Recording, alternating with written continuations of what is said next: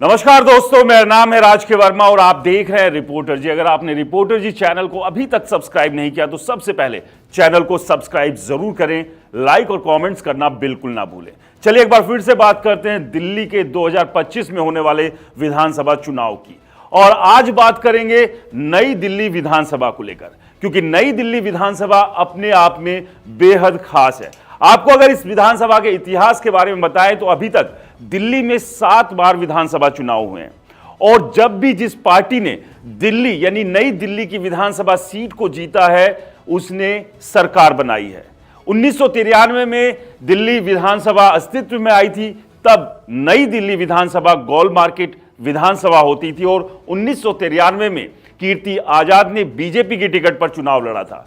BJP ने तब दिल्ली में सरकार बनाई थी। उसके बाद 3 बार लगातार शीला दीक्षित इस विधानसभा सीट से जीत हासिल करती रही और 2008 में नए परिसंघ में इसका नाम नई दिल्ली पड़ा और इस सीट से 3 बार शीला दीक्षित जीती, तीनों बार वो मुख्यमंत्री बनी और 3 बार दिल्ली में कांग्रेस की सरकार भी बनी। इसके बाद 2013 में आम आदमी पार्टी अस्तित्व में आई और अरविंद केजरीवाल ने नई दिल्ली विधानसभा से 3 बार चुनाव लड़ा। तीनों बार वो चुनाव जीतने में कामयाब हुए। पहली बार कांग्रेस के साथ गठबंधन में सरकार बनाई और मुख्यमंत्री बने। 2015 और 2020 में भी अरविंद केजरीवाल ने नई दिल्ली विधानसभा सीट से जीत हासिल की और मुख्यमंत्री बनने के साथ साथ आम आदमी पार्टी ने सरकार भी बनाई। लेकिन 2025 के विधानसभा चुनाव में क्या नई दिल्ली विधानसभा में अरविंद केजरीवाल की राह आसान रहने वाली है या फिर बीजेपी और कांग्रेस घेर कर अरविंद केजरीवाल का नई दिल्ली विधानसभा सीट पर शिकार करने के लिए रणनीति बना रही है? क्योंकि कांग्रेस ने शीला दीक्षित के बेटे संदीप दीक्षित और पूर्व सांसद को यहां से अपना उम्मीदवार बनाया है। ऐसे में कांग्रेस ने अपने तेवर साफ कर दिए कि वो किसी भी लिहाज से दिल्ली में और खास तौर से नई दिल्ली में आम आदमी पार्टी और अरविंद केजरीवाल की राह को आसान बनने देगी नहीं। इस सब के बीच नई दिल्ली विधानसभा से बीजेपी की तरफ से परवेश वर्मा का नाम चल रहा है। अगर परवेश वर्मा को बीजेपी अपना उम्मीदवार बनाती है तो ऐसे में त्रिकोणीय मुकाबला इस सीट पर देखने को मिल सकता है, क्योंकि इससे पहले के 3 चुनाव में बड़ी आसानी से अरविंद केजरीवाल ने जीत हासिल कर ली थी। लेकिन पिछले 3 चुनाव के आंकड़ों पर अगर नजर डालें, बीजेपी जहां 2013 के चुनाव में खड़ी थी और उसके बाद के 2 चुनाव में जिस तरह से बीजेपी ने बढ़त हासिल की और कांग्रेस का जो डाउनफॉल लगातार दिखा, उसका फायदा अरविंद केजरीवाल को मिला। लेकिन कांग्रेस इस बार नई दिल्ली विधानसभा में अरविंद केजरीवाल को अगर ठीक ठाक टक्कर देने में कामयाब रही तो कोई बड़ी बात नहीं होगी कि यहां पर बीजेपी बाजी मारने में कामयाब हो जाए। वैसे ना ही कांग्रेस और ना ही बीजेपी के लिए अरविंद केजरीवाल को हराना इतना आसान होगा। लेकिन चलिए पहले आपको दिखाते हैं इस विधानसभा चुनाव के 3 नतीजों की तस्वीर। इससे पहले जो 3 चुनाव हुए थे तब यहां पर अरविंद केजरीवाल कहां खड़े थे और उनके जो विरोधी थे उनके नंबर कितने आए थे। 2013 में पहली बार आम आदमी पार्टी और अरविंद केजरीवाल ने चुनाव लड़ा। दिल्ली से आम आदमी पार्टी 70 विधानसभा पर चुनाव लड़ी थी और अरविंद केजरीवाल ने नई दिल्ली विधानसभा को चुना था। अरविंद केजरीवाल के 44,269 वोट यहां पर आए थे और उनके सामने खड़ी हुई थी शीला दीक्षित, जो कि इस दौरान मौजूदा मुख्यमंत्री थी। लेकिन यहां अरविंद केजरीवाल ने एक ऐसा उलटफेर किया कि 3 बार की लगातार मुख्यमंत्री और नई दिल्ली से विधायक शीला दीक्षित को हराया। यहां पर शीला दीक्षित को 18,405 वोट हासिल हुए थे।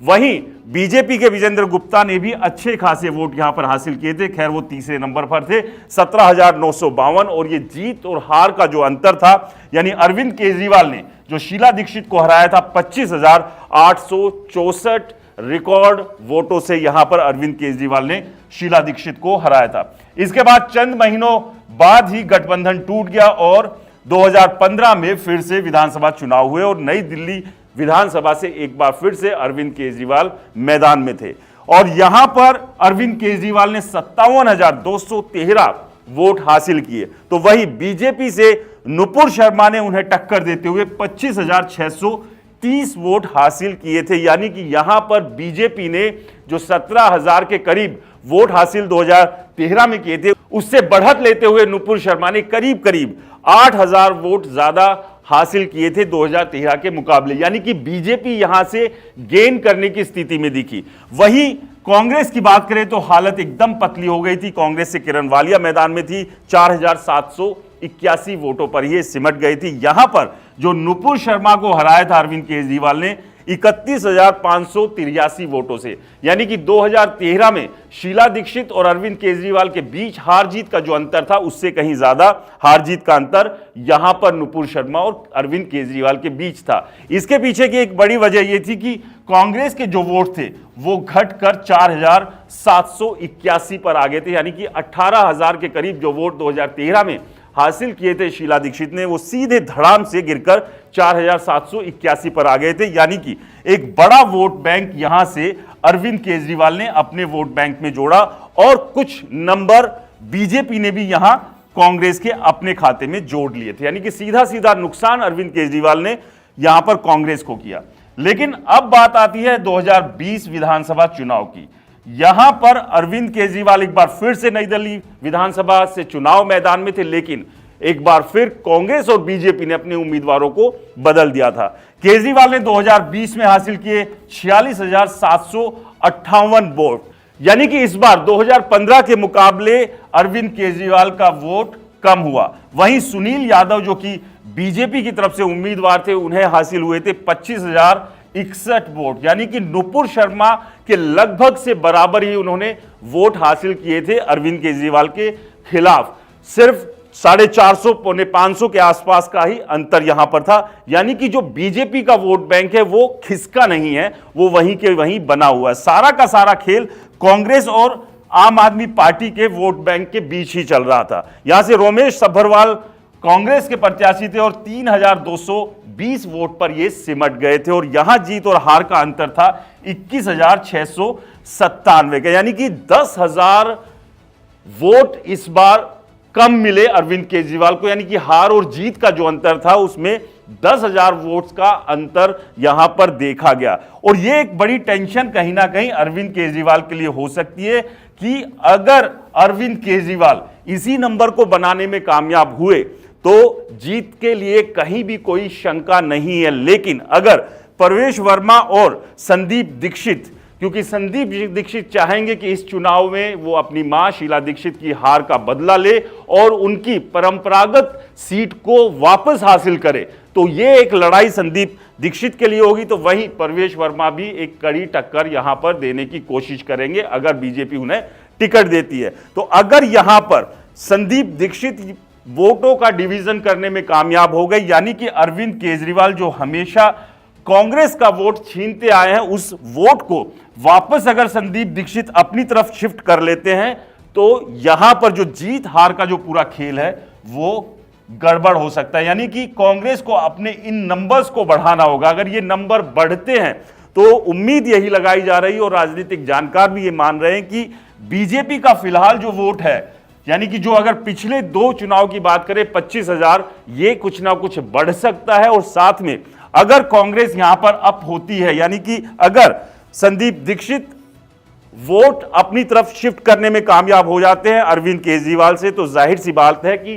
त्रिकोणीय मुकाबला यहां पर इन तीनों के बीच देखने को मिल सकता है। और अरविंद केजरीवाल भी अच्छे से जानते हैं कि नई दिल्ली विधानसभा सीट को जीतना उनके लिए बेहद अहम है।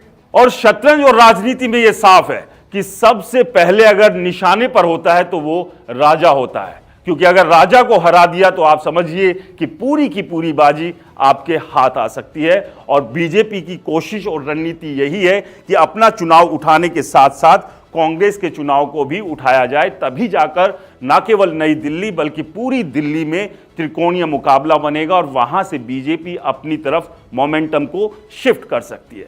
आपको क्या लगता है, नई दिल्ली विधानसभा चुनाव को क्या एक बार फिर से अरविंद केजरीवाल जीतने में कामयाब होंगे या फिर प्रवेश वर्मा और संदीप दीक्षित मिलकर एक बड़ा नुकसान या अरविंद केजरीवाल को हार की तरफ धकेल सकते हैं? हमें कमेंट्स कर जरूर बताएं। रिपोर्टर जी चैनल को सब्सक्राइब नहीं किया तो दोस्तों चैनल को सब्सक्राइब करना ना भूलें।